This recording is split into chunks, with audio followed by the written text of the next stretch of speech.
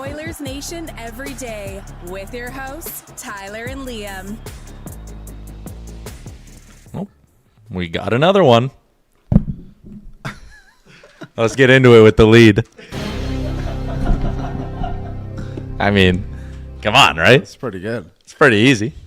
The relationship begins to deteriorate, according to Elliot Friedman, between Bruce Cassidy and the Golden Knights after they lose in round 2 to the Oilers.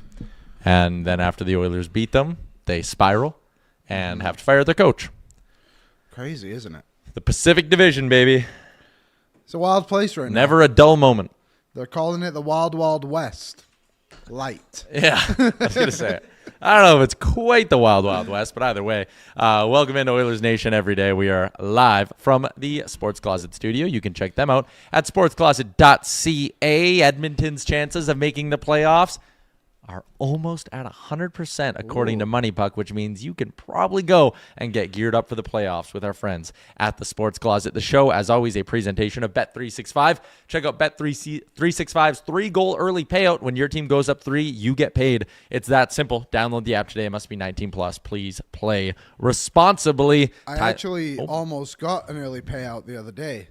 I was telling this story on O&R. I put a few shillings down on Georgia to be in the soccer world. They were up 2-0, but then Israel made a fighting comeback, tied the game 2-2, and I lost.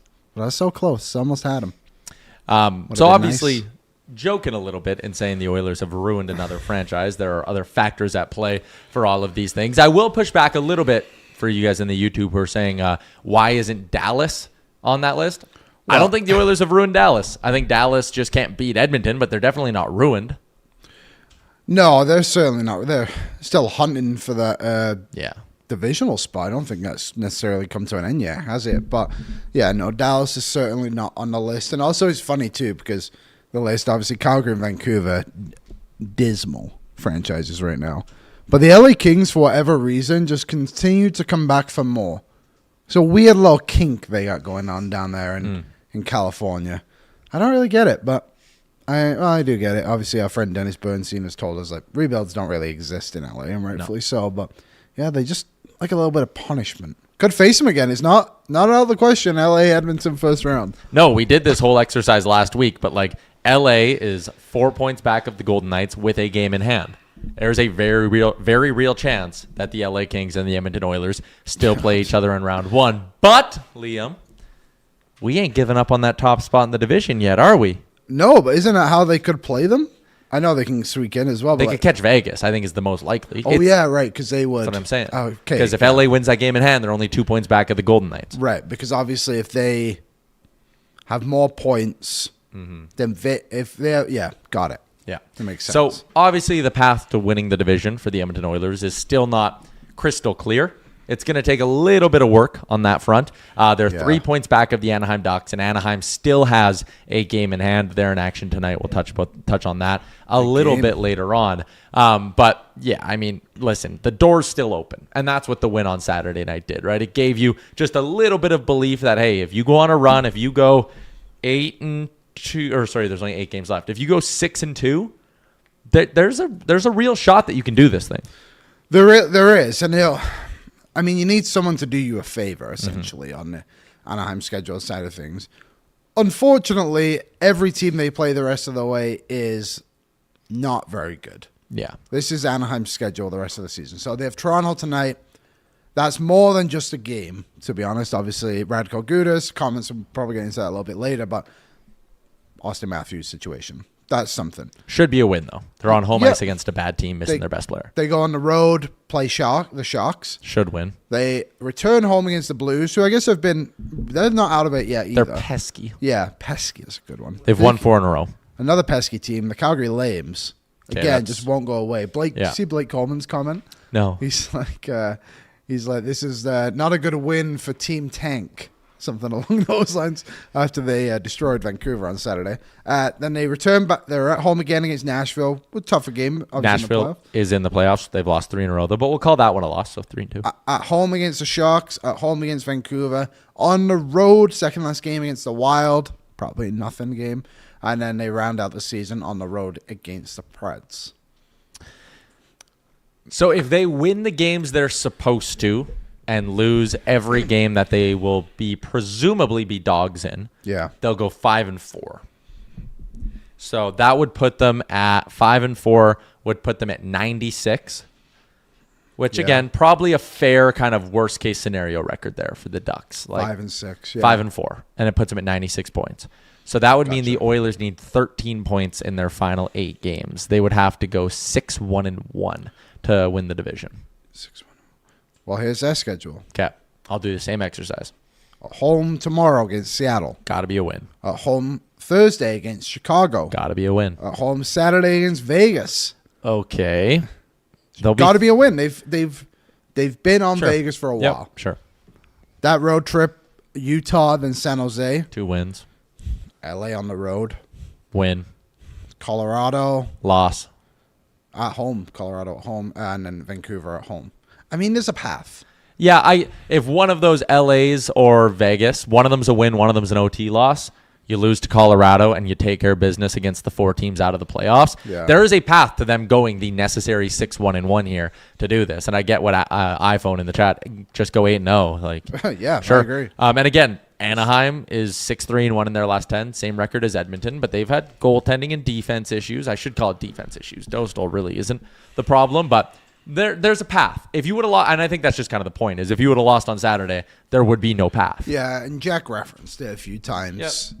Because they would be, would have been 7 points ahead? Yeah. Yeah. So another thing, as much as you want to end this slump, right? 30 whatever years of not winning. The longest, I believe, for a team that has won a division title in North American sports currently. Wow. I think. That might not be a fact. At least in the NHL. That's fine. Now, the other interesting question, do you want it? Yeah, of course. I think the Oilers have just proven it doesn't really matter who they play. It doesn't matter where they are in the stand-ins. They can beat anyone if they show up. And I know that's an obvious statement, but like they're a good team when they want to play like it. When they don't, they're awful, and I hate watching them. That's why I went and saw the movie Hoppers the other day instead of watching him on Saturday night. I knew they were going to lose. Yeah, and I mean, date night with the ladies. It's what it is. Sometimes you prioritize different things. Playoffs are coming up. I know what's happening. But if you come first, you're staring down, in all likelihood, Utah. Bring it on. If you come in second, you're either getting the Kings or the Golden Knights. So let's talk a little bit about that Golden Knights team, Liam. They make the... Did you think it was fake when you first saw it? I'll be honest. As you know, I currently don't have Twitter on my phone. Yes. I saw it 5 hours later. I was trying to bring down my screen time a little bit, and I didn't even know. Did I think it was fake? I did. Because you saw it 5 hours later. Well, I saw it on Facebook of all places. So then you definitely thought it was fake. So I did actually. I was like, no way. And then I looked it up, and it makes sense in what we know about Bruce Cassidy, who I think is a really good coach. And I think earlier in the year, I had said if someone like Bruce Cassidy comes available, is it similar to the Montgomery situation in St. Louis, where maybe it's a guy you jump on? I don't think that Oilers are going to do that today. If this was 3 months ago, we'd be having a talk today, everybody. Yes, agreed. First thing I thought of is just shows how ruthless Vegas is and their intentions, and I don't hate that. Interesting replacement in John Tortorella, of course. I think media perspective, yes, he gets a very bad rep because he says whatever he wants. But I think when you know the kind of ins and outs of him, I think he's actually a pretty good coach, and people do like him to an extent, especially an older team, what Vegas is. I did think it was fake, but then I figured out it wasn't fake. But how many games do they have left? 10, 9, 10, something like that? Why not? 8 games. I feel like the bed was made. But I remember, if I'm not mistaken, when Bruce Cassidy was in Boston, wasn't there speculation of his say had worn thin on some players? It does. Yeah. And that's the book on him. That's also the book on Torts, to be fair. Yes. Can I give you John Tortorella's last 10 seasons as a head coach? Sure. How many times have he made the playoffs? Once? Out of the playoffs, out of the playoffs, out of the playoffs. Philly, Columbus. Yeah. Lost in round 1, lost in round 2, lost in round 1, lost in round 1, all with Columbus. That round 2 window was the Tampa Bay year when they swept them. Yeah. So. Sure. 15-16, out of the playoffs, fired. Or sorry, was a midseason replacement. Out of the playoffs. Year before that with Vancouver, out of the playoffs. He's made it out of the first round once in his last 10 years of coaching. I don't know. And I saw a guy, I chatted with Ken Bolke today, our friend from Sin Bin Vegas. About Ken. He's always very honest. He is. And I said, is this a panic move or a necessary decision? And I said, or is it maybe both? And he said, it's absolutely not both. This is panic. Can I say something as well that Ken told us last season? Sure. He said, it was paraphrasing a little bit, but basically, like, as good as Mitch Marner is, he doesn't like fill the holes of what this team actually needs. And there's been so many injuries on the Golden Knights team, they're just exploited in it now. Yeah. Like they have, what did he say? He's like basically no center depth. And that's why Mitch Marner now has to play center. Yeah. And even Thomas Hertl, like, hasn't scored at 5-on-5. And I know he's like somewhat a center, but like kind of a winger in the same breath. So yeah, I'm not surprised it's kind of come to this. Sin Bin Vegas also had this tweet. One of the most common refrains about the reason behind bringing in John Tortorella is that he gets the most out of teams quickly. That's what I was thinking. History remembers it differently, says Sin Bin Vegas. Oh, damn it. His first 10 games with each of his new teams. First 10 games with Philly, 5-5, they missed the playoffs. First 10 games with Columbus, 2-8. First 10 games with Vancouver, 5-4-1. New York, 6-3-1. Tampa Bay, 1-9-0. New York, 0-3-1. That was the other New York stint. Combined, if you combine all the first 10 games that he had with new teams, 19-32-2, and 5 of those 6 teams missed the playoffs. The other one lost in the first round. His first year with every team he's been on has gone bad. I would like to know how those teams were. Like those teams, were they good? Because I think that Columbus team is like they got good after they got Panarin and Bobrovsky at the deadline. Mm-hmm. That's when they kind of turned a corner and things took a step for them. That Vancouver team, I don't really call too much about them. I feel like the first year missed the playoffs, you said, right? Yeah. So like kind of a shit team. Like, I feel like this Vegas team is good and they've just ran into injuries. And while maybe it is Bruce Cassidy's fault to an extent, I don't think the team is built very well at the moment as well. Like you look at it, it's like that the guys in the summer, you replaced Alex Pietrangelo with Jeremy Lauzon. And I know they ended up getting Rasmus Anderson, but he has not worked out at all. And now all of a sudden, your bottom pairing defenseman, your bottom pair is 2 guys you've brought in to like fill the void of Alex Pietrangelo, and they've just done nothing close to that expectations. And eventually, like, Vegas has just been so aggressive, it will catch up to you. Yeah. They do have game breakers. I think Aiden Hill, as much as like bad as he's been, he's a guy who can obviously show up in moments as well. And that top line is still really good. But Barbashev, Eichel, and Stone, I don't know. Again, like I don't fear the Vegas Golden Knights in the playoffs, but I wouldn't be surprised if things turned around a bit quicker. Yeah. I'll read you this one from Jay Fresh that outlines some of the numbers in this Vegas team and their struggles as of late. Since the Olympic break, Vegas is 3rd in 5-on-5 expected goal share. Well, I told you that one stat as well. Calgary has more wins than Vegas does since the Anderson trade. Crazy. What? Insane. So Vegas ranks 3rd in 5-on-5 expected goal share. They are 3rd in shot share and 3rd in shot attempt share.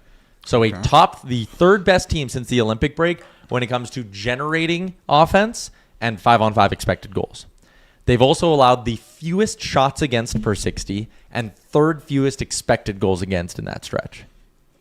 Okay. Top 3 offense, top 3 defense. They are dead last in shooting percentage, 6.8%, second last in save percentage, and dead last in PDO.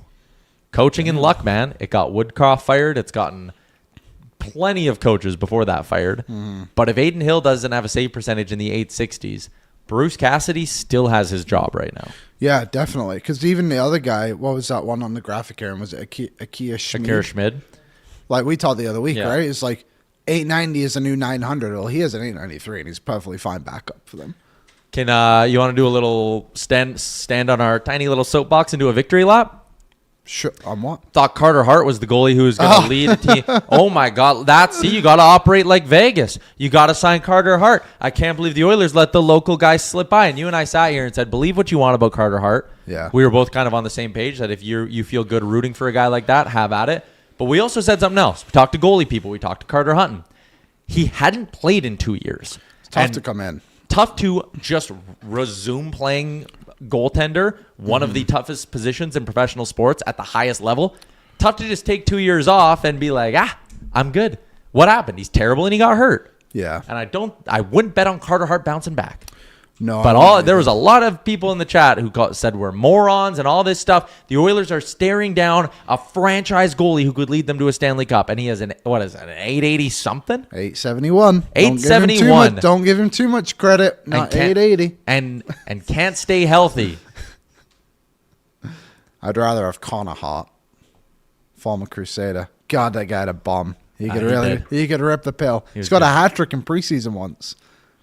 He was the last defenseman I saw score a hat trick till Evan Bouchard did it earlier this season. Which just shows you how special Bouchard is. Also, another fact I found out from Menzies the other day. Matthias Ekholm, you remember when he scored a hat trick? Yep. That was the last time he scored a goal.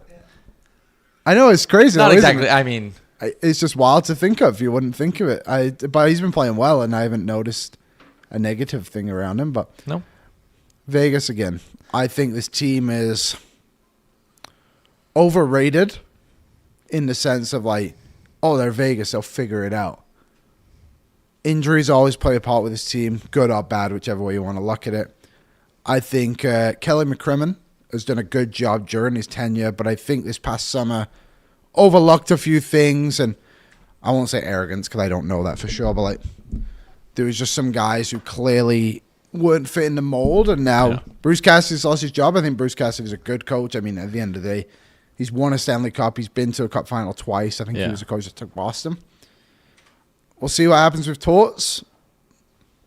The stats would say probably not good, despite what I would think. But I always come back to the Jeff Wojcicki thing, which I know I've said so many times, so I'll say it again.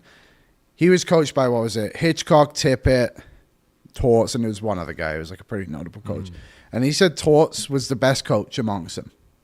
And that was that's when he was on the Rangers. But was this Jeff or someone else who played for Torts, where the kind of sentiment you hear around him is I didn't realize he was my favorite coach till after. That's kind of what he said. Yeah. The other coach he would have had was Mark Crawford. Wojcicki. Yeah, I can see why you didn't like him. Yeah. Okay, we got a little bit of stuff to do here, Liam. We got a few things to get to. 12 minutes from now, Dave Pagnotta, our insider from the fourth period, will join us. We'll talk more about this Vegas thing with Dave. For now, let's get back into that win over the weekend because it was a fun one. It was. Game recaps brought to you by our friends at Derek Dodge. This is the beginning of a new chapter for Derek Dodge as they are under new ownership, bringing a fresh approach, new energy, and a renewed focus on customer experience. And right now, they have an unbeatable deal. With every vehicle purchase, you will receive a trip for two to Las Vegas. Look at that on your screen right there. If you got FOMO from watching us down in Vegas last week, leave the lot with a new vehicle, and flights and accommodations for a trip for two to Vegas is on them. It's tough to beat. Visit them in person at 6211 104th Street Northwest or online at derekdodge.com. You happy I'm back doing the ad reads? I am, but I was amazed by one we'll get to later, the panoramic view stuff. Oh, yeah. That is just crazy to think of. I know. I'm glad you didn't ask me to do any ad reads today, though. I know. Multi-trained. Wild.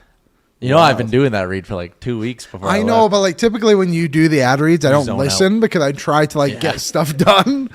And wow. Crazy stuff we have going on this show. I would listen if I was you. Yep. And if you're a local business owner, come on. The ad reads speak for themselves. Yeah. Anyways, the Edmonton Oilers roll into the weekend and roll out of that game against the Ducks, Liam, with their third straight victory. Just the second time this season the Edmonton Oilers have won 3 straight games, and now they put themselves in a position to potentially have their first 4-game winning streak of the season. They got going in the first period when Connor McDavid found the back of the net. Even though Max Jones was all alone in front, McDavid was like, I'm not taking any. Sorry, man.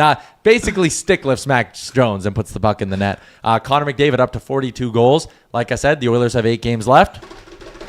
Can he get me my 50? Well, there was a point where it was looking like he wasn't even going to get 40, to be honest. He really slowed down after that, 20-game streak he had of points. So 5 goals in his last 5 games. Yeah, never say never. I liked the goal he scored actually again. Who'd they play before? Vegas. Oh, of course. Yes. Where it was a 3-on-1 and he chose to shoot the puck. I liked that mentality, and I feel like since that Tampa game, in a way, I know it's only been 3 games, but they've won all 3. He seems to have flipped, and I think he's becoming more familiar with his line mates. I really like what the speed those 3 players have. Podkolzin, Savoie, and McDavid have together is really good, and I think defenders are having a tough time against them. Obviously, lacking a little bit of finish with Savoie in certain parts, but again, another goal for him, which we'll get to. But I won't doubt him, despite doing that at the start of the season. The Edmonton Oilers at 5-on-5 in that hockey game were outshot 25-24. But with McDavid, Savoie, and Podkolzin on the ice, they outshot the Ducks 7-2. Mm-hmm. So +5 with those guys on the ice and -6 with that trio with one of them off the ice. Pretty impressive. I know they had 8 ozone starts. Obviously, home ice, you're going to pick your spots with Connor McDavid in what I'd call a very smart way by playing him in the ozone a ton. And the other thing that it says, Liam, you can give those guys a shitload of ozone starts because you had 2 other lines that you felt like you could trust in the D zone. I was just going to say that. I don't know if you can do this. Is there a way to find out how many defensive zone starts he had before the trade deadline? Oh, it would take me a while. Oh, it does. It's come up one number. No. I'd be curious to know if anyone wants to do some homework, just because of the way I think Henrique and Dickinson and Nuge, I guess right now, but those two specifically, have just taken over the roles of being like defensive-minded guys. And we screamed all season, especially around a guy like Frederic. I know Menzies was a big guy on this. Is like, give him a role. Let him find out what he needs to be. Yeah. And I feel like those roles are being formed. And it's not a coincidence that the Oilers have started winning games more regularly and playing more consistent overall. Yeah. Now that certain things have started to fall into place. So people might look at that and see it as like cherry-picking shifts, I guess you could say. But at the end of the day, I want McDavid to start every single shift in the offensive zone. If he had the Ovechkin streak, which sadly came to an end the other day, I couldn't care less if McDavid ever saw the defensive zone again. I don't ever want it to be there. But it comes down to having the correct players in the correct spots and knowing what they can do. And I think credit deserves to go to Henrique a little bit as well. Sure. I think he's fallen into his role, and I just don't even think about him in games anymore. Because he plays like 10 minutes, and he's perfectly fine in those 10 minutes. He is Chris Russell, in the sense of when Chris Russell was a $4 million defenseman, no one could stand him. Yeah. It's like, this guy is useless. What is the point? Like, he doesn't live up to his paycheck. Agreed. As soon as that guy became $1 million defenseman, and he left, so, this team needs Chris Russell so bad. Yeah, they miss Chris Russell. How could the Oilers not re-sign him? Yeah. I was like, well, I think every part of his body was bruised from blocking shots. Remember they gave him the silver shin pads? Did they? I do not remember. Oh, did he lead? Did he have the most blocks all time? Yeah. Something like that? Okay, that was funny. I think the Oilers should re-sign Henrique to like a league minimum, like $1 million. If they can do that and be like, you will be our fourth line center, kind of like a Curtis Lazar in a way this year. It's like you're in and out of the lineup. Maybe it's $1 million. It's somewhere around there. And you just sit on our fourth line and you play this role. I would love that for Henrique. And I think we would all appreciate him a little bit more. I understand there's like guys like Szymanski coming in and out. But you can figure it out. Like he's a guy, like if next season, for example, is like, okay, Curtis Lazar, we're going to let Curtis Lazar walk. But Szymanski's going to be on the team and so is Henrique. I think that would be fine. I'll disagree on bringing him back. Okay. I will recognize that he's been playing much better hockey as of late. I will recognize that over the last few playoff runs, he's scored, I think, more big goals than people want to give him credit for. Yeah, the 2-goal game. Yeah. He's had some really, really good moments for this team. Scored in the cup final, right? I just think you need to... Good organizations would maybe be like, let's bring him back. Cheap contract. I think the great organizations, which you should be striving to do, they say, thank you. We're going to find the next one.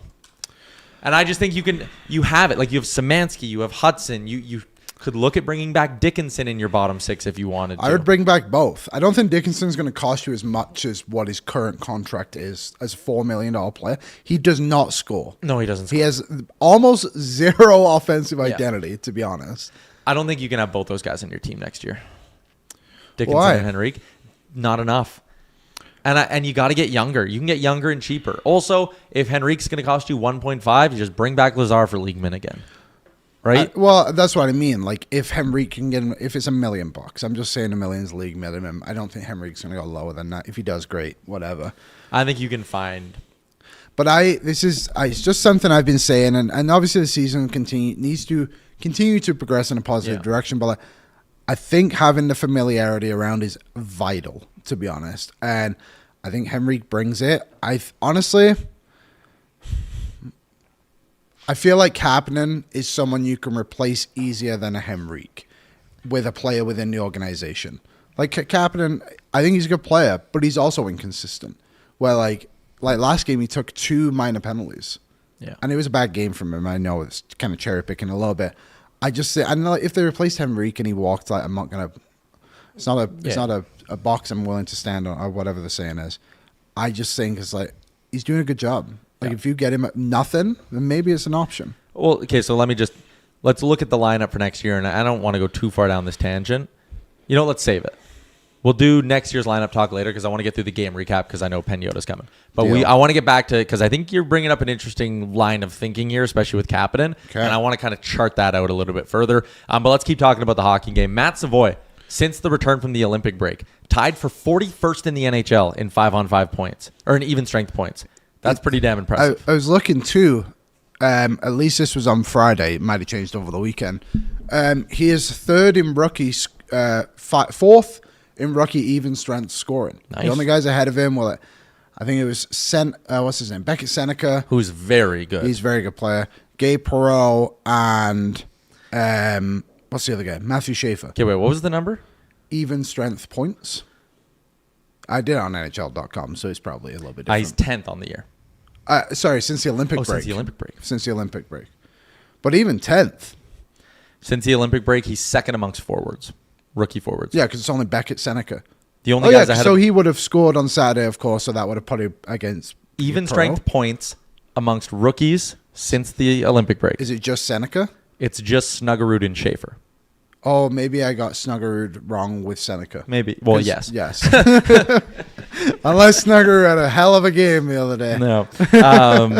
But yeah, Matt Savoie just keeps clicking. That top line looks good. And again, this is going to raise a conversation of who goes where when Leon's back. I wrote about this. I said it should be Savoie. Yeah. I wrote about it before it became Savoie. He just has the smarts. And I think we had Stephen Ellis on the show on Friday, and I asked him, I was like, when Savoie was younger, did you ever see him as like a finisher or like a goal scorer? And he's like, he was never viewed as that, ever. Yeah. Like, he never had more goals and assists or anything like that. The only time he ever did it was when he played however many games it was with Dubuque in the USHL.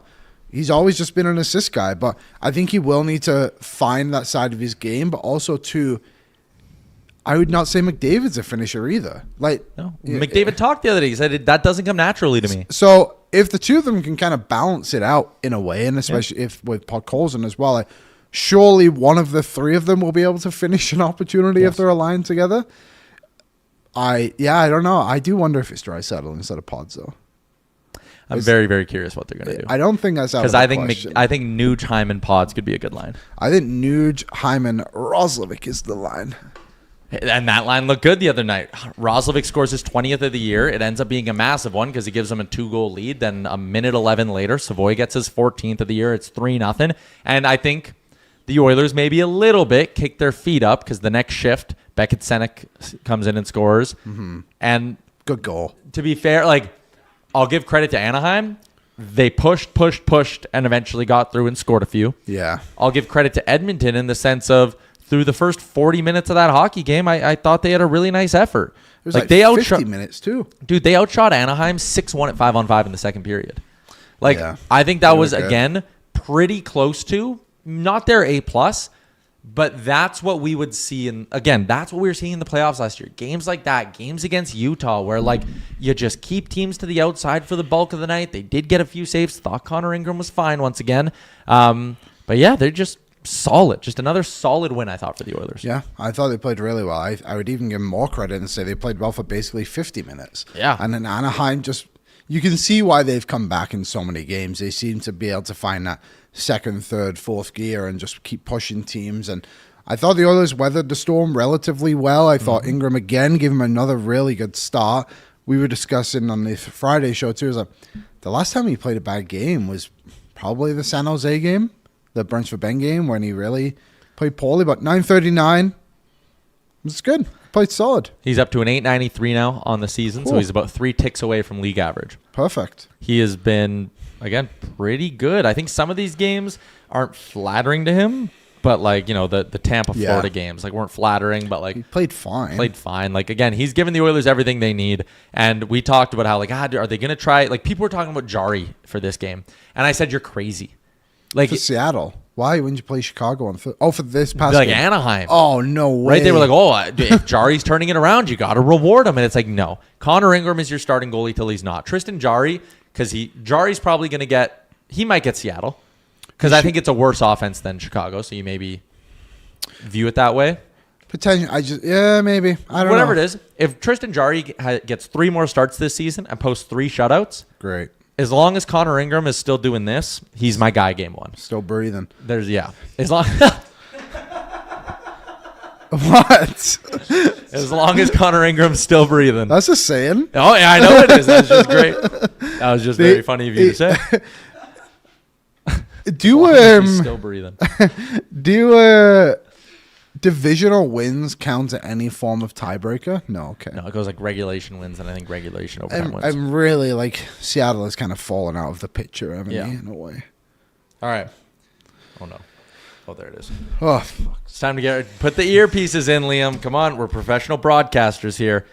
It's time to get out to the guest line. The guest line is a presentation of your Prairie Toyota dealers. Looking to dominate off the ice as much as your team does on it? Check out the Toyota Tacoma. Its standard I-Force engine boasts an impressive towing capacity of up to 6,400 pounds. In fact, it's the most powerful Tacoma ever, so whether you're hauling gear to the rink or heading to an away game, you can tackle it with ease. The available panoramic multi-terrain view monitor. This is Liam's favorite. I'm going to have to Google what that looks like. You should. That would be... It gives you a live underfloor view to navigate even the toughest terrain. When it's time to load up, the available power liftgate makes loading your gear in and out a cinch. Experience power, capability, convenience with the Toyota Tacoma. Shop Toyota.ca or visit your local Prairie Toyota dealer during Red Tag days from March through May. You thought a backup cam was cool. Just wait till you see this thing. Live undermounted terrain. Giddy up. Let's bring in our insider, Dave Pagnotta, from the 4th period. Can you imagine being able to see what's underneath your car, Dave? That's pretty cool. If you're going really off-roading and you're fishing and you're driving over the river, like in shallow waters, that might be kind of cool. See what you see underneath. I don't know. That'd probably scare everything off, but still. I never thought of it that way. Mm-hmm. You got to get more off-road. Cool. Fishing season's coming, boys. Sorry. Yeah, that's true. All right, let's talk about, it's coach firing season in the NHL, surprisingly enough. When you first saw it come across the desk that Bruce Cassidy's out, John Tortorella's in, shocked? Did you think it was like an early April Fool's thing? What did you think was going on? I was a little pissed off. I had to put my beer down. It was a Sunday. Had to get going on that. Surprised. Certainly. I thought that if they were making a change, like I'm not shocked that this is the team to do it. I'm just a little bit surprised at the timing right now, because if they didn't do it earlier in the season, like a few weeks ago, I figured, okay, maybe they wait till the off season if they have a rough playoffs and then kind of go from there. Because you didn't really hear much about it. Everyone was just kind of hypothesizing that might be the case, given the nature of and the short leased nature of the Vegas Golden Knights. But yeah, Sunday they make that decision and bring in Torts, whom I know he's got an interesting public type of persona to him, but he's a very well-respected, highly respected coach among the National Hockey League and among most of the players that he's ever coached. So for him to be in this environment, another finisher, so to speak, from a head coaching perspective, they certainly feel they're a better team than they've shown this season, despite injuries and despite the fact that goaltending has been wonky. They feel they're a much better team. And now that they're getting, a little bit healthier, to have Torts coming in to kind of solidify things and get them back on track, not overly surprising that they went in that direction. I just was a little bit surprised at the overall timing of it. Do you think Vegas is a good team? Like, I think you look at this team and in comparison to previous rosters, it's a bit underwhelming, but obviously they just signed Mana, Eichel's still there, Hurdle had 30 goals last season. I don't know what he's at this year, but do you think they're a better team than what they're showing? I do. Health bug has hurt them a little bit. Not having Carlson for a long stretch has hurt them. Not having Pietrangelo, quite frankly, has been a big factor for this team's defensive lapses this year, and in turn has affected a little bit of the goaltending. I think with better goaltending, this can go for a lot of teams, but for with like Aiden Hill's capable of doing it. If he can get a little bit back to what he has done over the last few years of his career, they're a much better team. And on paper, there should be a good team. I think if they can start to click a little bit and get healthy, there's a pathway here to a conference final for the Vegas Golden Knights. And clearly they believe that, at the very least, going that distance with what they've got on that club, with their formation, with the lineup, even without Petro all season. Execution hasn't worked for a lot of these guys. And even in the last, 10 games, you look at Eichel and Marner's numbers, they have not been overly impressive by any stretch. So, Cassidy has a tendency of wearing on teams the longer he's there. Worked out great year one. Year two was interesting. Okay, it wasn't that bad last year. And then this year, nowhere near expectation levels in Vegas. So they make that change. It's like I said, they run a tight ship and they run a short leash. And if you're not on track with that, they're not afraid to A, make changes, and B, spend the money to do it, because Cassidy's on the books for another season. Well, and they're just doing with Torts the same thing Columbus did with Bonus, where it's like, hey, it's an agreement till the end of the season. So, like, there's a chance this is an 8-game contract for John Tortorella. And I was chatting with Ken Bolke out in Vegas earlier today, and I kind of said, like, isn't that weird that they didn't commit to Tortorella? Because let's say we're walking down the theory of, like, Cassidy lost the room and lost the core, and guys didn't like, that Bruce Cassidy was getting on him for whatever. Like, if you're one of those guys who tuned out Cassidy, are you not also going to sit there and just tune out Tortorella and be like, Jesus, man, you're only going to be here another 2 weeks. Like, I'm not listening to you. If that's your attitude, then get the hell off my team. Fair. Quite frankly, like if I'm McCrimmon or anybody there, you better hope that that's not the attitude. For any team, quite frankly. This is like Torts is, like I said, I know he's got a reputation publicly, but behind closed doors, there are a lot of guys that really respect him. Not everybody. There are some players that still just dislike the guy. But you ask a lot of players that he's coached, he is very, very highly respected, well received, and may not be immediate, but eventually a lot of guys understand the direction and the methodology behind his tactics. And for a team, again, that believes they're not just a playoff contender, but a contender, you want to have somebody that has that type of presence to come in. And if it works out all season, beautiful. You keep them along beyond this year if everything kind of works out. Otherwise, if it doesn't and it's short-lived and there is no click, well, okay, then you have an opportunity to go out, bring in another veteran type of coach, or go out and bring somebody whom, if you look at the Bostons and the Pittsburghs, bringing in a first-year NHL head coach, it's worked out pretty damn nicely for them. Bring in somebody with AHL success, like a Manny Malhotra, for example, who's going to generate a lot of interest this summer from some teams looking at bringing in a head coach. Then you can potentially go in that direction and hope that what he brings can, whatever the word is, completely forgot. Yeah, totally blanked on that. Can repeat what the success of Muse and Sturm have gotten out of their teams. I forgot to mute the phone too. I thought it was me. There's a narrative around Edmonton. I mean, I asked you this earlier, and you had disagreed with me, and that's fine. But just like the idea of changing coaches in Edmonton for some people happens so often. But when you look around the NHL, it just happens everywhere. Like the coaching life in the NHL isn't very long. And Chris Knobloch is the 9th longest tenured head coach in the NHL now. I can't believe how long Andrew Burnett has been in Nashville, for example. Like he's been there longer than Knobloch has been in Edmonton. It's stuff like that. It's like, do you think that just there's not enough time for coaches in the NHL anymore to like kind of establish what they want, or do you think it's just very situational? I think it's situational. I think, like for Edmonton's situation, you sign him to an extension at the start of the year. That's pretty rough if you're jumping ship, less than a season in. And I think a lot of teams that are considering those types of decisions are looking at this going, how's our roster formed? Are we giving this guy the right pieces to make him succeed? And if not, well, either we're going to make a change, but we're going to wait till after this season, or we're going to try to find those pieces that correlate better and that resonate better for the system and structure in which the head coach and his staff are putting together. And if you can't find those pieces again, as I mentioned, then it's a matter of, unless you're completely falling and you're tanking unintentionally, and the bottom falls out on you, then to make that type of change in season, is a new guy going to come in there and suddenly, because you already have those pieces in place, then you're going to go on a heater and you'll be back to where you're expected to be. I think some teams look at this and go, we don't have those pieces yet. We can get this done in the summer and have a different guy leading the way. And I think, case in point, I think Toronto's kind of the prime example of that, not making a change in season, waiting until the end of the year because they don't feel they have the necessary pieces that work, A, for the current coach in place, and B, just in general, to get them back to where they're expected to be.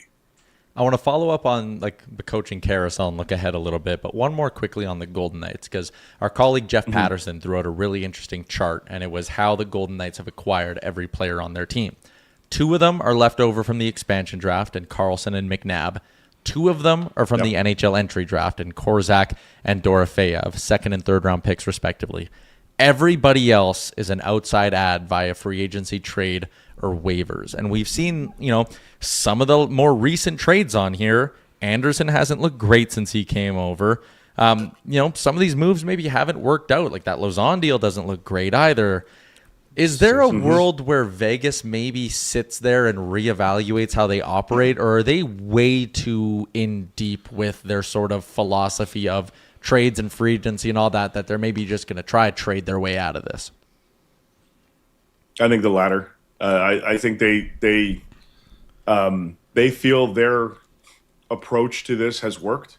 It's what's led them to a Stanley Cup championship, and it's not going to work out every year, and guys are going to leave, and you're going to have to bring new guys in. And it may not work this year, but if they find a couple different pieces next season, everything could kind of click all over again and get back on to where they're at. And 3 years away from winning a Stanley Cup, bulk of that roster pretty much intact, the majority anyway. I think they feel there's still enough there to get back to that level. Now, maybe they look at goaltending as the primary right now and feel like, okay, Hill's on the decline. The other guys aren't going to be able to get this done. Carter Hart's not going to be able to rebound kind of thing, and then go from there. That's a possibility. Maybe they have to look at more sustainability in their bottom 6. Obviously, they brought in, a couple of guys with Smith and with Dowd now. If it works, awesome, you look to keep him. If it doesn't work and you feel it doesn't, then you know what type of pieces you need. You can go out there and write that type of ship, write that particular ship, because those pieces pretty much should be available via free agency this summer. It's the big pieces in free agency that aren't going to be there. But I don't even think they need to go that particular route. But what's worked for them over the years has continued to work for the most part. I don't see them veering off course, quite frankly. So looking around the league as we head down the stretch here and a bunch of teams start heading towards the offseason, again, Liam touched on it. Coaching lifespans in the NHL right now are shorter than they've ever been. I'm going to read you a whole bunch of teams that I think maybe could be in the market to make a coaching change, and I'll let you just go choose your own adventure and go off with whatever one you think is either craziest or makes the most sense. Vancouver, will they clean house? Winnipeg, how do they view this, let's call it a failure of a season? They got a little closer here to the playoffs. I guess if they win their game in hand, they're 1 point out, so maybe I shouldn't be including them. But if they miss, what's the deal with Scott Arniel? Does Ken Holland want to hire his own guy in LA and not just run it back with Smith? Nashville, Andrew Burnett. He's been rumored on the hot seat for a while. I know they could end up making the playoffs. Edmonton is in this conversation. Toronto's very much in this conversation. New Jersey, Detroit, if they miss, what happens there? There are, right there, 8 teams who could very realistically make a coaching change in the next 3 to 4 months, no? Yeah, I think a few of them will. Like I alluded to, I think Toronto is going in that direction. Barring a Stanley Cup championship, I think LA will look to make a change. I don't think DJ Smith will be back next year as head coach. I think they look at options. With the way Vancouver is going about things with their rebuild, official full-on rebuild, I don't know what the hell the point of making a coaching change is, quite frankly, not at this stage. I'd be a little bit surprised if Foot's out the door. I'd be a little surprised if Detroit makes a coaching change as well. because a lot of what happened to them the last few weeks was just injuries kind of piled up. And this is another scenario where you could see what this team looks like fully healthy, but you could also recognize where some of the holes are. And that's not necessarily on the coach. I think McClellan's done a really good job under the circumstances this year. Edmonton's situational. I think it's going to depend on how the rest of this season goes and what type of bold moves they plan on making this offseason, because I've said it all year. I'm expecting an interesting offseason for them. It wouldn't shock me, even with the coaching, with the extension at the start of the season, it wouldn't shock me if they do that in the offseason.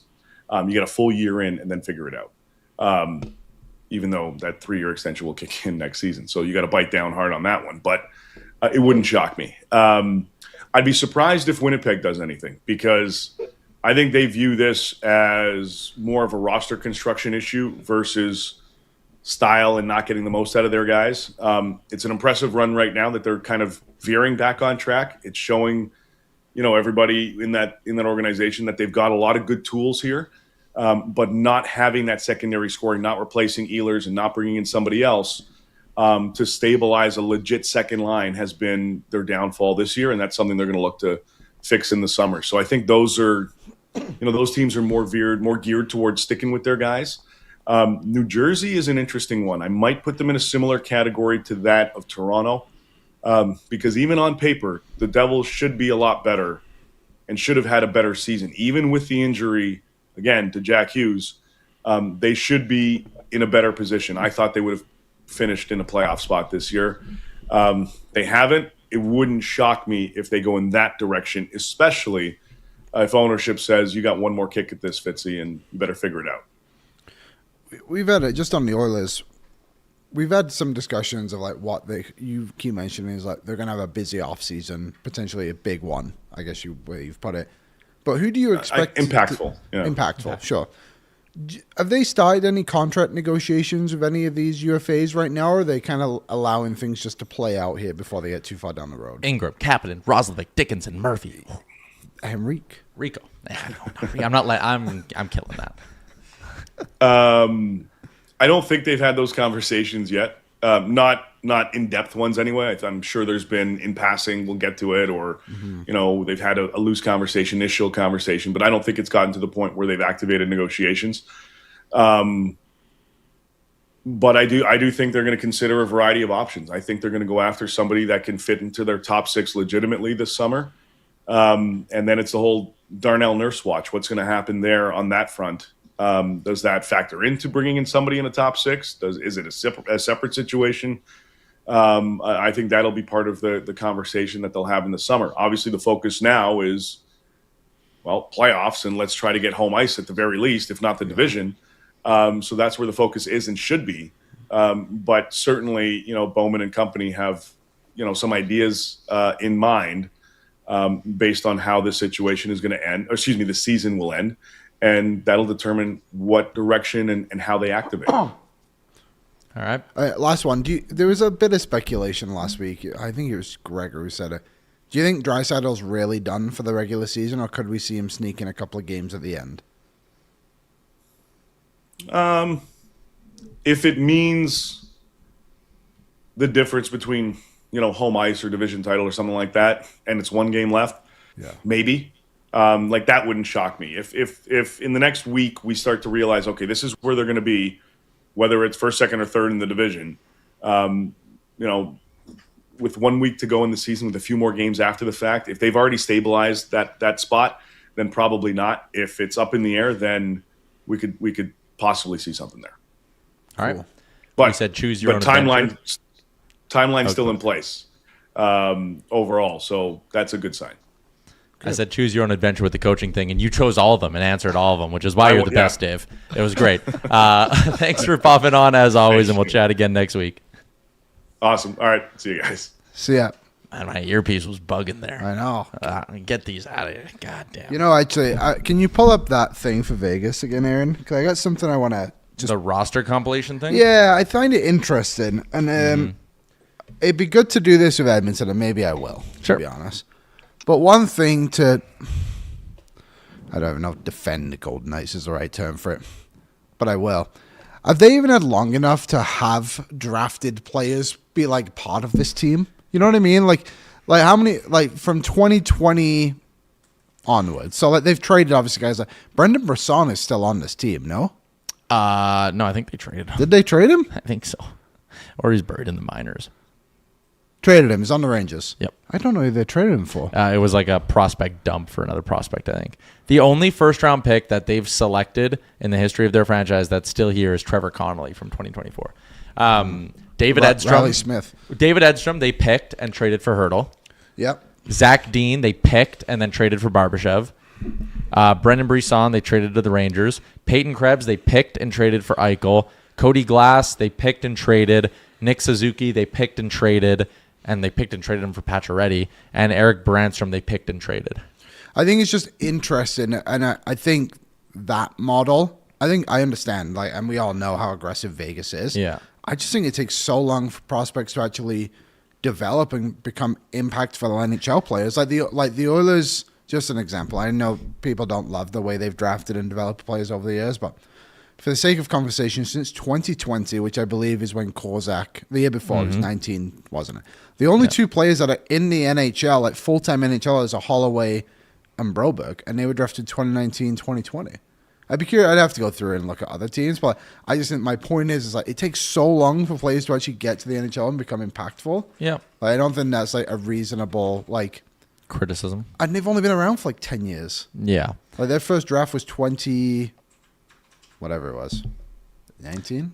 The Oilers since 2020, you're right, have had one player two players play NHL games for them since the 2020 draft. And that can 100% be a criticism of Edmonton as well. Totally. Not letting them get away with the way they've been drafted. I just think like their first draft was 2017 Vegas. And from that draft, their first three picks were all traded. Glass, Suzuki, and Brandstrom. But like Nicholas Hague won a Stanley Cup with them. Yeah. Paul Cotter was a fourth-round pick the year after. He became a good player for them. Yeah, they got Dorofeyev in 2019. He's looking great. Yeah, they just kind of moved on from guys after they got paid, I guess you could say, too. Like, I don't know. They're an interesting model. There's a reason they're like the only team in the league that really operates the way they do. Yeah, I mean, you could still, again, you look at Edmonton, Connor, Leon, Nuge, all three of those guys drafted and developed by this organization. You look on the blue line, Bouch and Nurse, both drafted by this organization. So, I mean, Edmonton, you can point to five guys. Granted, all of those guys, with the exception of Bouch, were drafted before Vegas even became a franchise. No, even Bouch. Oh, no, Bouch was 2018. Sorry, Yeah. you're right. I just looked at Colorado just because they're known as draft and development team. They currently have the only player since 2019, again, which is when Kozak and Orfev were drafted. Byram, gone. Newhook, gone. Drew Hellison, gone. All three of those guys. Justin Barron traded. And Cal Ritchie obviously traded too. I just think it's what the NHL is. It takes like 10 years for guys to get there. You look at Dallas since 2019. I'm sure they've got Harley, Bork, Johnston, Stankoven, who they obviously flipped, Leon Bichelle. But yeah, you're right. Like contending teams, Dallas hasn't ever had a pick from the last 3 years crack their lineup. They're an interesting team, Dallas, in the sense of what's their GM called again? Jim Nill. Yeah. Before the trade deadline, said it's like, I don't want to like trade too much because we need to think about the future. It's like very different from what like other contending teams would say. And I know they've got like the young players, which maybe should like force them a little bit more. If I could also just maybe one counterpoint on the Edmonton-Vegas comparison is that Vegas keeps going after, hurdles. Like they're getting superstars and like who wouldn't want those superstars? We want Edmonton to do more of that and get more superstars. But Vegas's bottom six is old and slow. Agreed. And they have nothing coming outside of Trevor Connolly. Like there is not a single notable name here under 22 in their system, is there? Like the only other one that I think is a good player, Matthew Gatford. He was on the World Juniors team a couple of years ago. First year pro, he's decent. And then Lucas Van Veel. But again, like you're banking on a 7th round pick and a 3rd round pick to become something. And I know you're at least with the Oilers, right? Podkolzin, okay. Savoie, okay. Ike Howard, all right. Like agreed. Looking good there. Szymanski, like Edmonton has a 24-year-old playing in their bottom six. I know, if a Golden Knights fan sees this, they'll laugh and go, "Oh yeah, Josh Szymanski, good work, Edmonton." But like, Edmonton's finding these guys and putting them into places. Yeah. No, I think you're right. Edmonton has managed to retool on the fly a little bit and like bring in these young guys. I'm going to give him a ton of credit. I think Ty Emerson has been rock solid this season for Edmonton. Did you hear my stat the other day on the show? No, I didn't. Please tell me. He's only had one game this year where he's been on the ice for 2 or more 5-on-5 goals against. I did know that. I did that with Rick. Oh, you did? The nurse guy. He's been playing a lot better too. Yeah, nurse has been good. Can I have the laptop charger? Oh yeah, money's tight. That's why we did the sponsorship thing. I forgot mine. And by forgot, I mean I just couldn't find it in my house this morning. That'll happen. Yeah. Anyways, if you're a local company, please, we desperately need a second laptop charger. Apple. Yeah, Apple. If you're a local Apple. What's that Jobs guy up to? Wait. Duh. God damn it. Well, on that note, let's move on.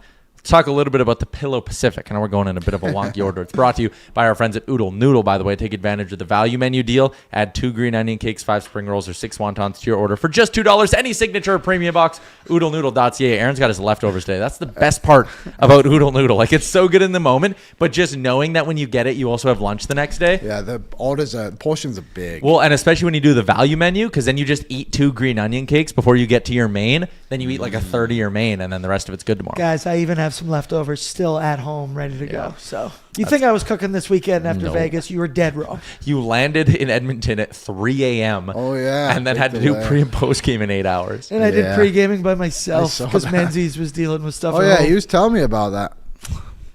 Landlords, man. Yeah. Someone said in the chat, I think it was iPhone, ironically, after talking about Steve. You have to sign Savoie now. Like, oh, there it is again. We should sign Savoie immediately. They can. He has 1 year left on his ELC. Yeah. Then they can negotiate this summer. They got time with Savoie. And I know they probably thought that too with Holloway and Broberg. I think they might get that one over the line. Yeah, and I even think like if you want, it probably only gets more and more expensive. So maybe you look at it this summer.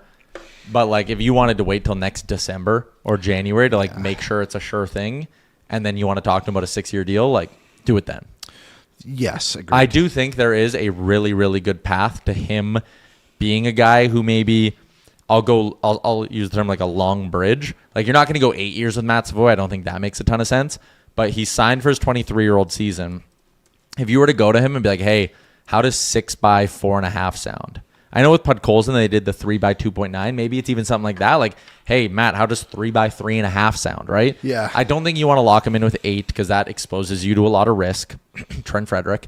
But do you go to Savoie and say, hey, do you want to take a 6-year deal? And guess what? You're going to play with Connor McDavid for a few more seasons, hopefully more than that. But you're going to get opportunity here, and then you're going to be a UFA the second or close to the second year eligible, 29 years old. Like, I think that makes a ton of sense. Again, similar to what they did with Pods going 3 years. Savoie has as many goals this season as Logan Stankoven. Oh God, what did Stankoven sign for? He was like an 8-year deal at like $6 million or something like that. I was just looking because I know $6 million a year. And then what's Jackson Blake? 5.1.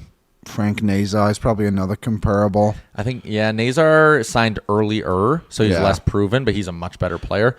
6.5. So I think if you're looking at a long-term deal with Matt Savoie, I'd say I'd go right in between probably Blake and Stankoven and say it's 5.5. You know, it's interesting. You say much better player, and I understand what you mean. Higher ceiling. I'm a big Frank Nazar guy. Yeah.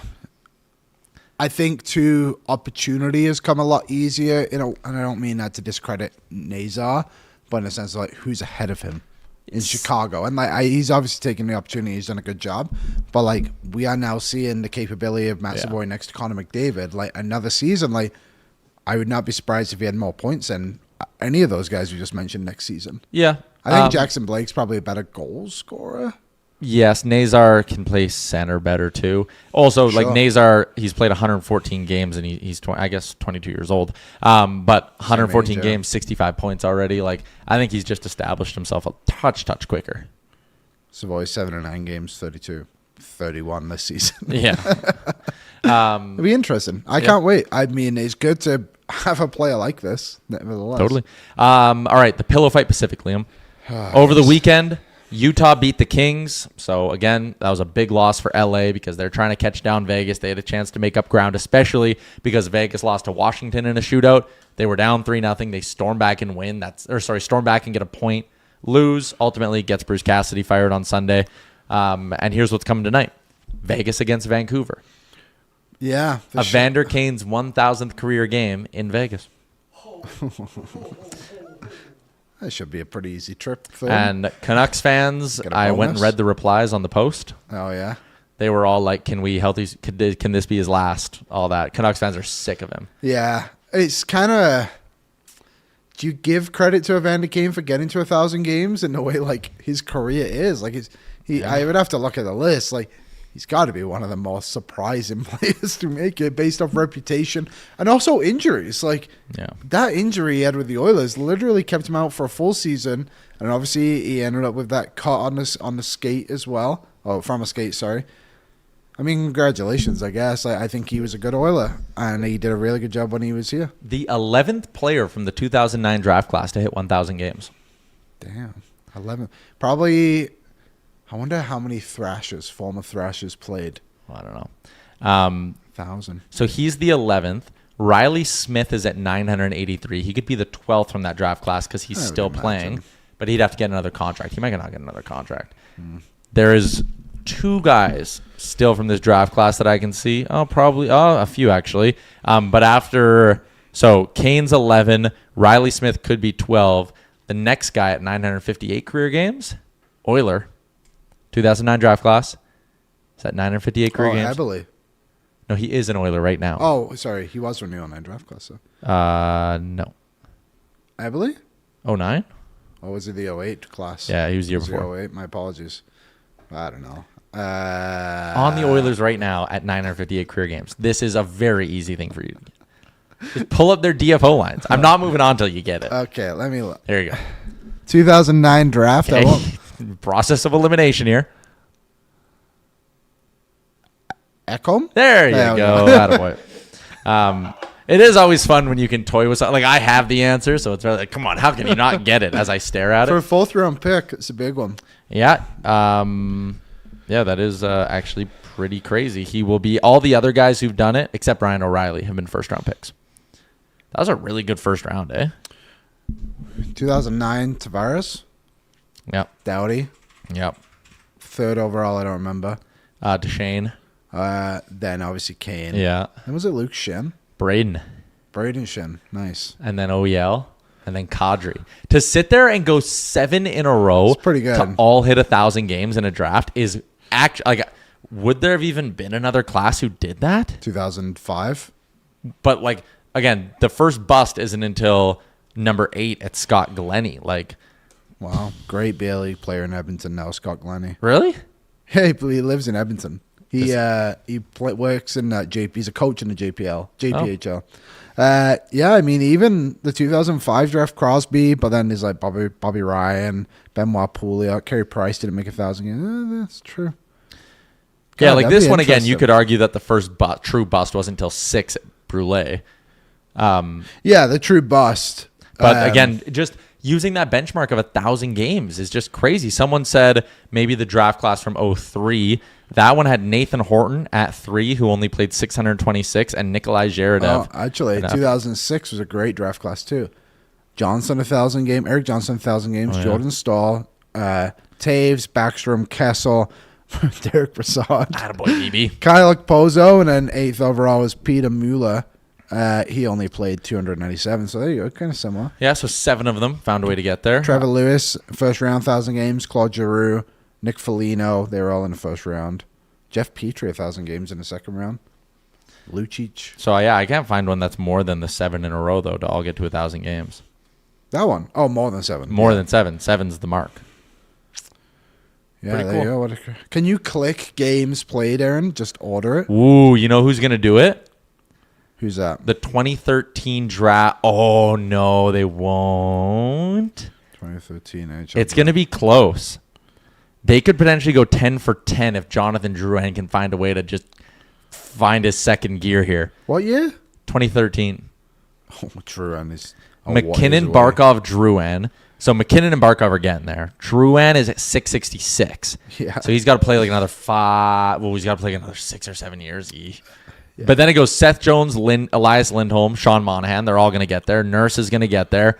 Ristolainen will get there. Horvat's going to get there. Nichushkin. He won't get God there. willing, he keeps his life on track. Could get there. What about Samuel Morin? No. You ever seen the video of the Philadelphia Flyers, like behind the scenes of the draft on that guy? When they pick him? And they were like, why should we pick Sam Morin, however you say his name? And the guy just goes, well, he's big. Mm-hmm. And they were like, yeah, good point. Sounds good. Let's draft him. He is 6'6", by the way. Played 29 games in the NHL. I think I found another one. 2011 might do it. Let me look. 2011 NHL draft. Nuge, Landeskog. Landeskog's 211 away. Oh, they'll definitely do it. Nuge, Landeskog, Huberto, Larson, Ryan Strome, Mika Zibanejad, Scheifele, Couturier should have one more healthy year. Hamilton, Brodin. They're definitely going to go 10 for 10. And again, 11th overall, Duncan Siemens. Classic. A bartender in Show Park now, I believe, or an electrician, one of the two. Really? Yeah, one of the two. I can't remember. I would love to chat with a guy like that. And like, I don't even find mean out that, the like, whatever. stories. Like, just like get some stories and be like, man, like. The only one that might not do it is Landeskog. You could see that, like, if Colorado wins this year with the amount of shit he's had to go through, could you not see him just being like, I'm good now? Yeah. I would like to be able to bend over and pick up my kids for the foreseeable future. Yeah, like I managed to come back. I'd be interested. Yeah, that's a good one. And honestly, the Oilers nailed it. Who did they? Oh, Nuge? Yeah. Yeah, I mean, who else would you have taken? Yeah. And you know what? If I remember correctly, it wasn't really a conversation. Yeah. It was, they're taking Nuge. Landeskog, if I'm not mistaken, the first European captain to play in the CHL. Yeah. And now Kitchener actually has a European head coach as well. 2015 can likely get past this. Okay, let's see 2015. I love that we're in there. 2015, McDavid, God willing. Yeah, should be fine. Eichel, Dylan Strome's at 590. He's carving out a career. Marner gets there. Hannafin gets there. Zaka, Zaka has 9 goals in his last 10 games. He's red hot. Ivan Provorov at 7. Werenski at 8. Meyer at 9. Rantanen at 10. And Lawson Krause at 11. Lawson Krause will get there. Dallas. It's funny, isn't it? How, like... God damn it, Guryanov. They're so good at drafting. Yeah. At one point, they were not. And remember, the Oilers traded out of the middle of this first round. Classic. Oh, remember... Look at that Bruins... But no one will remember that because of what the Bruins did. Yeah. DeBrusque. And then, honestly, 2015, it's too early to tell now on a lot of these. Jack Roslovic's in that draft, too. Yeah. But 2015 could set the record with 11. Oh, that'd be cool. This was a fun exercise. Yeah, I bet if we go way, way back, there's going to be a few more, but of recent memory. Cap era, I guess, at least. 2000s onward sort of thing. Yeah. I looked at all the other ones. There's kind of a notable bust somewhere in all of them. Gotcha. So, all right. Somehow, that was our Pillow Pacific segment. Oh, we're not done it. Anaheim, Toronto tonight. George Peros is in attendance. This is the first meeting between these two teams since Radko Gudas ended Austin Matthews' season with a knee-on-knee hit. And I will say this, for all the talk we have about Radko Gudas being, a dirtbag player who injures other guys, all that, he was in a walking boot over the weekend. He got hurt against Calgary. He's playing tonight. And he said, quote, I'm going to stand behind my own mistakes. I want to address it myself. He was asked if he's healthy enough to play or what his health status is. He smirked at the camera and said, healthy enough. I actually give it, again, he is still a dirtbag. He is still injured too many guys. He still got off probably too soft by the NHL. The fact that this guy knows something is coming and knows that if he doesn't play, one of his teammates has to answer for it. Yeah. He's their captain. This is what a good captain does, is he stands up there and says, yeah, maybe his knee's at fucking 70% and they got the playoffs coming up and all this stuff. He's playing tonight and saying, I'm dealing with this myself. I know I fucked up. I'm going to fix it. Or not fix it, but I'm going to answer for it. Yeah. So give him props. It also probably is easier for him to say that knowing how tough he is. Like, he probably beat up everybody on the Leafs. What's that one guy? Pizzetta? Oh, Michael Pizzetta? He's probably the guy who's going to fight him, I would think. Yeah. The rest of them are all... Which not even good. I'll enough almost to say this play on the in flip NHL. side. You're right. Maybe, yeah, he's probably the only guy who's going to go do it. Because he's the only one that has any heartbeat. Maybe like Easton Lorenz. Cowan has a ton of fights this year, and that guy's a rookie. Steven Lorenz might be the guy to do it. Maybe Max Domi, but the size difference there probably hurts him. I'll say the flip side, like if you're one of those Leafs players, 8 games to go in a miserable season, and you're like Michael Pezzetta, and you're like, fuck, I got to go fight Radko Gudas for something that happened 3 weeks ago or 2 weeks ago or whatever. I'd be looking at Riley and Nylander and be saying, you should have done this. You should have done something about Maybe this one of in the those guys moment." in Toronto will surprise us. Probably There is. not. Did you know? Do you know the Nylander story? Was that said on air or off air? I don't know. I don't know if I should say it. You just mute us for 20 seconds while Actually, Leon- can you just pod the mics down for a No. second? No.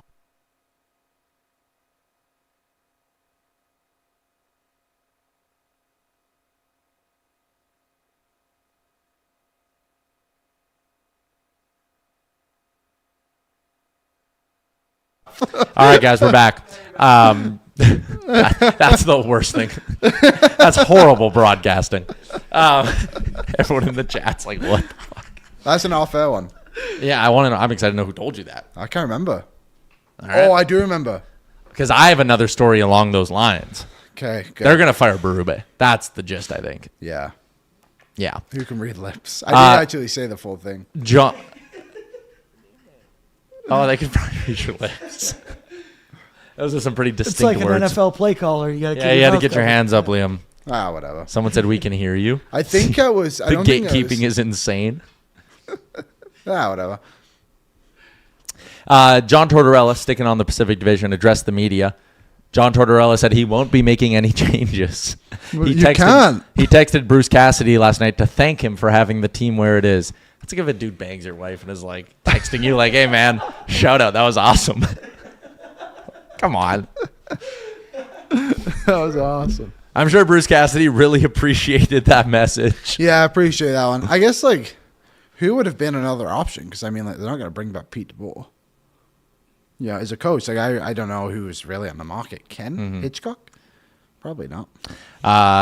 Jack Eichel said, it's a wake-up call for the group. It's a message that management believes in us, but we have to play better. Yeah. I think it's a message that management doesn't believe in you, honestly. Yeah, I would think He so, did not too. think you guys could sort this out yourselves. What are these symbols people are putting in the chat today? I don't know. I've seen those a lot. Yeah, I don't really get it, honestly. People liked my analogy. My iPhone said my 9-year-old listens to your show. Wow. I'm going to tell you right now, don't let them. Like, if you've been listening to the show for any amount of time, you probably don't often play it in the car with your kids. Yeah, we're just edging closer and closer every day, so it's probably not worth it. But thanks. Did your kid lean in and go, Daddy, who's Steve Jobs? Like, oh, well, he's dead. Well, iPod.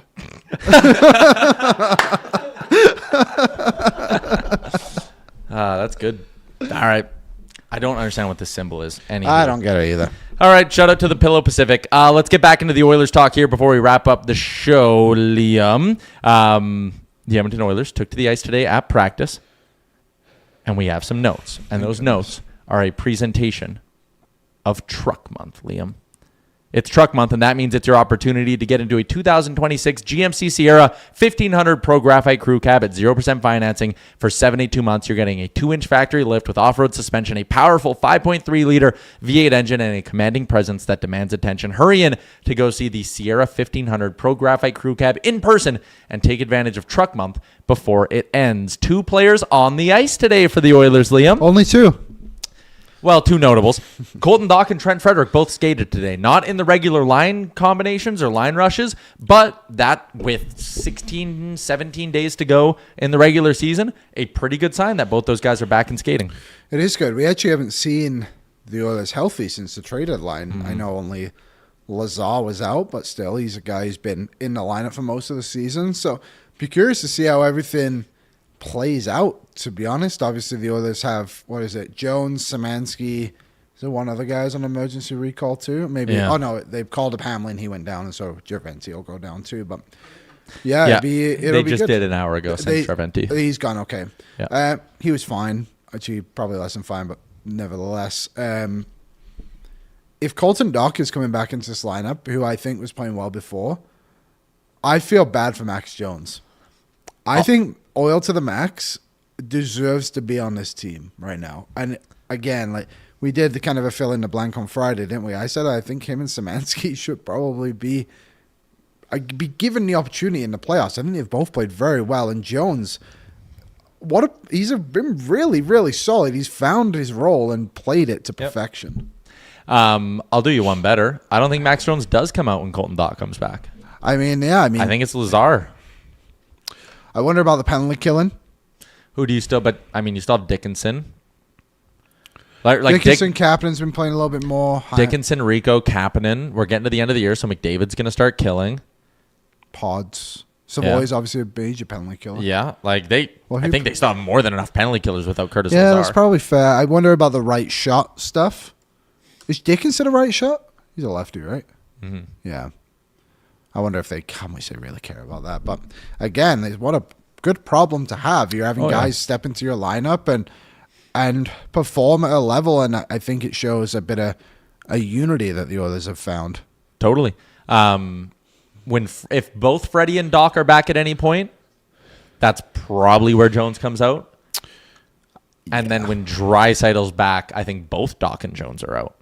Szymanski. I think Josh Szymanski's earned a spot.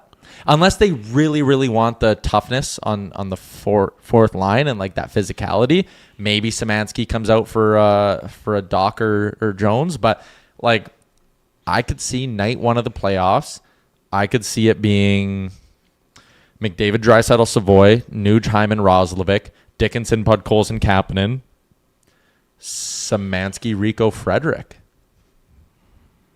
Yeah, I suppose. I don't think I'm missing anyone there. No, I don't think so either. I agree. I loved what I've seen from Max Jones, though. I agree with you. And I think, too, they've just played well. They've played well. They've stepped into their roles. I just looked here. Forwards who played on the penalty kill on Saturday. Savoie led, actually, everyone with 3 minutes, 19 seconds. Mm-hmm. Henrique was second in forwards. Then he was Nuge. Then it was Szymanski. Then it was Dickinson. Kapanen was the only other guy who played any notable minutes at 43 seconds. Cool. All right. So that's an update on everything that was going on at practice today. Again, not reading too much into who was in the starters crease because, again, it's not a pregame skate, so it really doesn't matter all that much. Deep pairings were the same. Ekholm, Bouchard, Nurse, Murphy, Wallman, Emberson. Giddy up.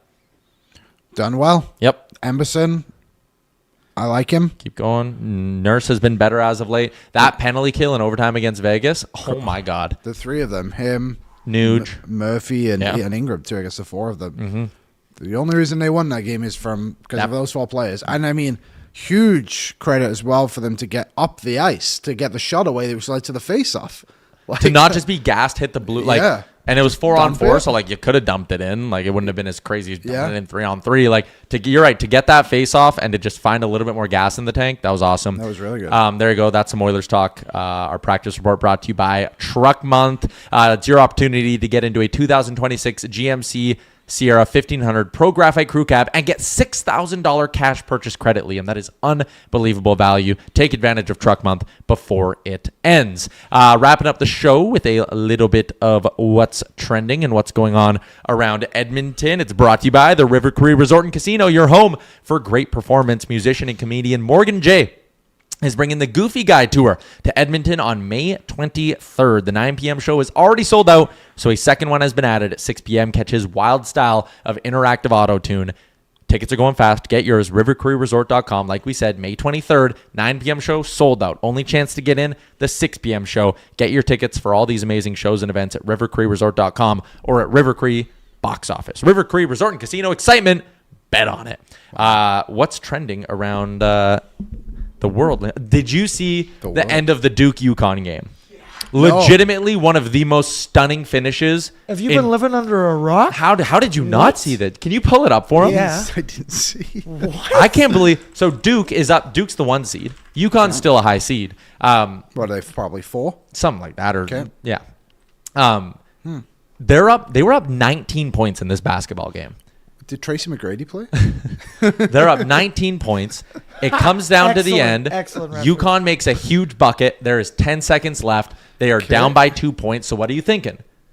They're going to foul him, right? Yeah, sure. They're going to foul him and send him to the line. This is what happens on the inbound. Duke inbounds, and instead of taking the foul, they try to do the thing where they throw their way out of it. They also have a timeout at this point. They don't call a timeout. They turn it over. UConn takes it. Cash from almost half court to win the game and eliminate Duke. Wow. That is stupid. I was watching it live with my dad. It was absolutely insane. That's crazy. Because what's the violation? There was because there's only 10 seconds. They didn't even have to get it across half.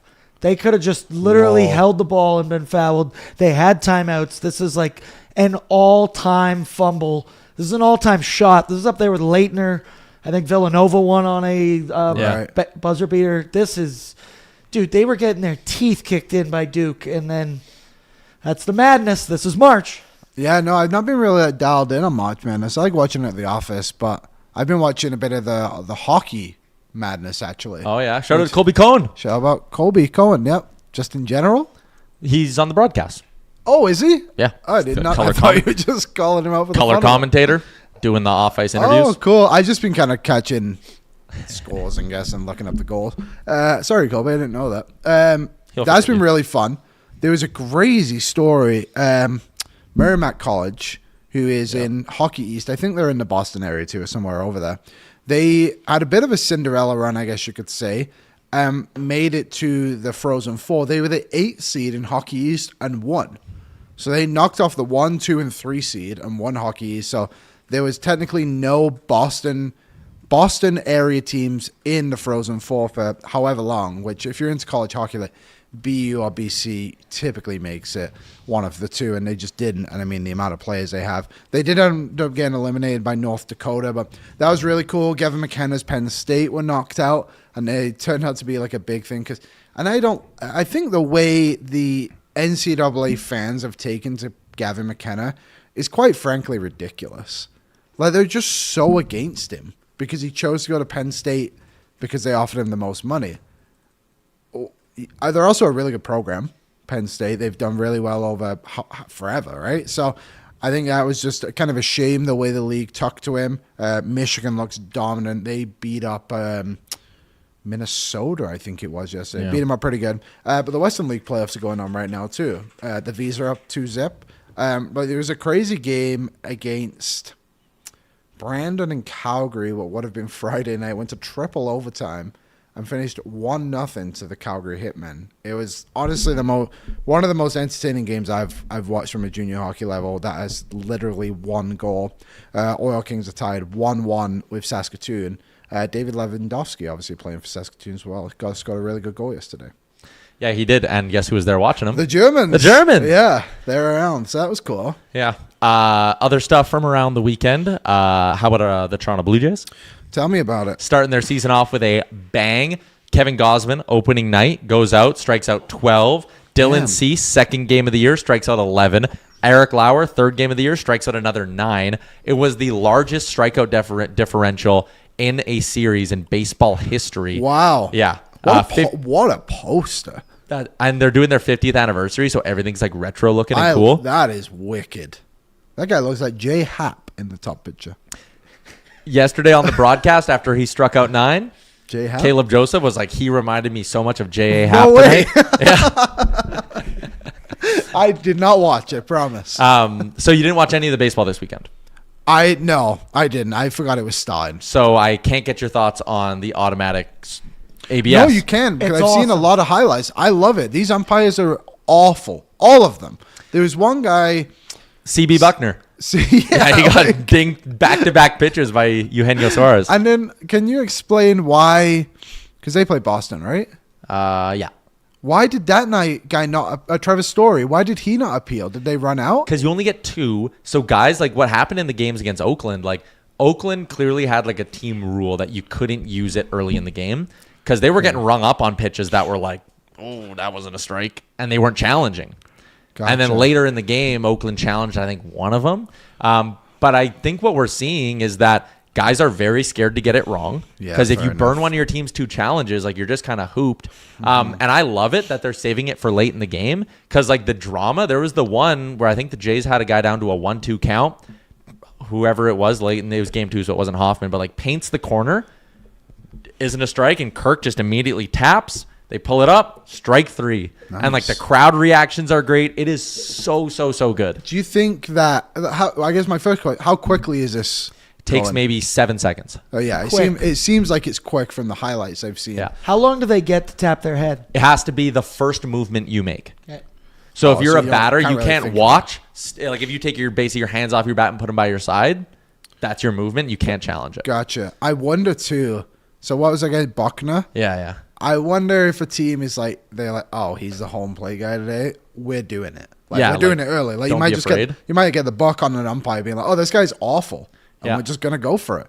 And I think it's great that the MLB. It's a funny league because I think that commissioner just looks like a dumbass every time he talks. But a lot of the decisions he's made are quite good. Like he's really sped up the game, and I think he's made it better for the fans in the sense of we all sit here and like I know we're set at home, we get the box, and it's a lot easier for us to call it than the umpires will. But like also you're the umpire, like surely you can see that, and I'm glad they're embarrassing them. I felt like forever it's like, well, if I can see it, why can't the umpires see it? Yeah. Why can't the players have access to it? And it's something like the tennis when they make the challenge, and it feels like there should be a drum roll every time.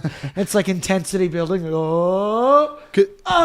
Because the thing is too, especially in tennis as well, I'm sure it's similar in baseball, the players are very rarely wrong. Like they're very accurate with it. Is there a percentage rate on, do we know how successful it's been for players? I don't have it in front of me. Okay. But like you talk about how good baseball's been at like reinventing their game over the last little bit. This is how long an average baseball game has taken over each of the last 10 seasons. So starting in 2016. You tell me what year you think the pitch clock came in. So starting in 2016, 3 hours, 3:05, 3:04, 3:10, 3:07, 3:11, 3:03, 2:40. Ah, yes. They shaved basically 30 minutes off every single baseball game you Now watch. go through Alek Manoah's career, and I'll tell you when it fell off as well. Yeah, and I mean, there is like a legitimate side argument to that like guys' arms are getting hurt and all that Maybe. stuff, but like the sport's better for it. Yeah, the sport's better. I think it's there's not as many controversial moments, right? Totally. And I think it's great. I think it's been really good. I was actually listening to a college hockey show the other day, Mike McMahon. You know Mike McMahon? And he said the Blue Jays are going to win the World Series. They gave like bets. I think it's him and his son that do it, which is quite funny because he sounds like 14. It's a very different dynamic than what I'm used to on most podcasts. And he was like, yeah, my pick's the Blue Jays. He's like, and he said, he's like, I didn't know how accurate he was on this, but he's like, they basically just went out and bought everyone like the Dodgers do. Did they do that? They signed a lot of free agents. They spent they? a ton of money on their arms. Okay, so maybe he was right. All right, well, let's wrap up the show, Liam, with a little bit more betting talk then for our friends at Bet365. Contrary to my hockey stuff, I'm actually a very good baseball bettor. But are you tired of waiting for the game to end to get paid? Ready to move on to the next puck drop? That's why Bet365, an official partner of the NHL, they have the 3-goal early payout. If the team you're riding with goes up 3 goals at any point in the game, they'll pay out your bet early. Hockey moves fast, and now with 3-goal early payout, there's one less thing you have to wait around for. Bet365, download the app and see what early payout is all about. The Blue Jays back in action tonight against the team that finished dead last in all of baseball last year. The Jays are hosting the Colorado Rockies, Liam.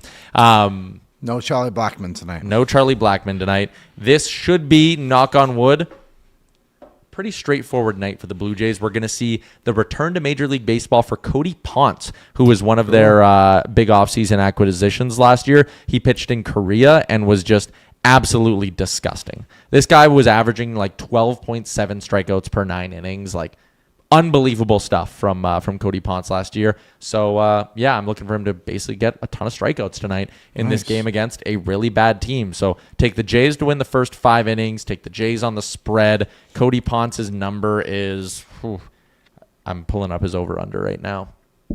Jays to win the first 5, Jays to cover the run line, Cody Ponce's over-under. If you take him at 7 Ks, those 3 bets alone pay out plus 350. Ow! That's good money. That's good money. Okay. Plus 320. How did my guy Kyle Freeland do in his opening? I was hoping he could kind of overcome the odds. People were not happy, as we discussed. No. Kyle Freeland in his first game gave up 2 earned over 4 1/3. Oh, it's not bad. Great start to the season for friend of the show, Eric Sabrowski, who's back for his 2nd full season, 3rd season in the majors, if you count the year he came up a little bit late. He pitched 2 times in their opening series against Seattle. First outing, faced 4 batters, struck out 3, didn't give up a hit. Nice. Second outing, pitched 2/3 of an inning, did walk 2, but struck out 1. Got out of the jam. Any earned runs? No earned runs through 2 appearances for Eric. Lovely. Someone asked Aaron, you commented, Milky Way was asking, what are the odds Vegas misses the playoffs? They are plus 400 to miss. If you go to Bet365, you go to the NHL tab at the top, it says futures, and then go to make the playoffs, and you scroll to the bottom, at least in alphabetical order. There you go. Plus 400. Also, one more thing on the Oilers. Chris Knobloch said after practice that Frederic and Dach are both, quote, very close to returning to the lineup. Nice. So there you go. Good show.